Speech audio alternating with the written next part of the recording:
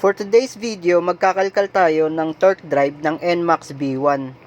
Ganito ang limit na pagbuka ng torque drive kapag hindi pa nakakalkal. Sa part na to, imamachine natin yung kanal na yan para kahit papano ay maiwasan yung pag-ipit ng belt. Isasalang natin siya sa machine para pantayin yung kanal. Ito na magiging itsura niya kapag natanggal na yung kanal. Sa part ng male torque drive naman ay imamachine din natin yan para matanggal yung kanal. At ito na yung itsura pagkatapos natin siya tabasin. Ganito yung stock na ipit ng torque drive nung hindi pa nakakalkal yung magkabilang side na kanal. Halos 1mm yan.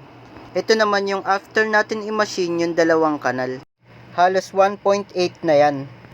Dito natapos ko nang kalkalin yung slot ng female torque drive. Kaya nagdikit na sila. Ito naman yung stock na pagbuka ng torque drive na hindi pa nakakalkal. Nasa 2.5 yan. At ito na yung after natin siya makalkal. Kung makikita nyo, sumasagad na yung pagbuka ng torque drive. Ito yung stock na kain ng belt kapag hindi pa nakalkal yung torque drive.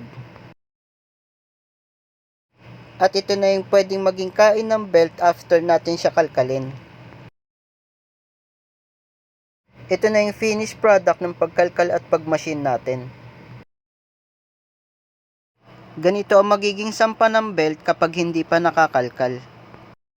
At ganito naman ang pwede maging sampa ng belt after natin siya kalkalin.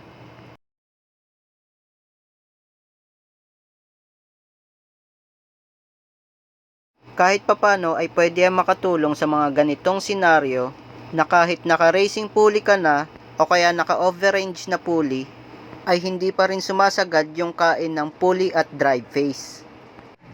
Ang kalkal torque drive ay maliit na modification lang at hindi ibig sabihin na kapag nakapagkalkal torque drive ka na, ay bibilis at lalakas na agad ang motor mo. Ang pagsampa ng belt dyan sa torque drive ay nakadepende pa rin sa disenyo ng pulley set, racing pulley man yan o kalkal pulley. Lahat ng yan ay nakadepende pa rin sa pagtutono at actual na testing sa daan sa araw-araw mo na paggamit ng motor. Hanggang dyan na lang muna mga boss. Ride safe!